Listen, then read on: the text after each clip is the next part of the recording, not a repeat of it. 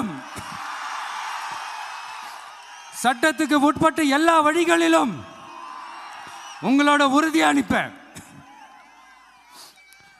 உங்களோட ஊருக்குள்ள ஏகனாபுரம் ஊருக்குள்ள வந்து அந்த திடல்ல தான் உங்க எல்லாரையும் மீட் பண்ணணும்னு நினைச்சேன்.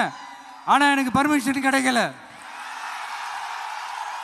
இங்க தான் பர்மிஷன் கொடுத்தாங்க. நான் ஏன் ஊருக்குள்ள வரணும்னு தடையின்னு எனக்கு தெரியல. இப்படிதான் கொஞ்ச நாளைக்கு முன்னாடி நம்ம புள்ளிங்க ஒரு நோட்டீஸ் கொடுத்ததுக்கு தடை விதிச்சாங்க. ஒரு துண்டு சீட்டு நம்ம புள்ளிங்க கொடுத்ததுக்கு. அது ஏன்னு எனக்கு புரியல. அதனால கான்ஃபிடென்ட்டா இருங்க, நல்லதே நடக்கும்,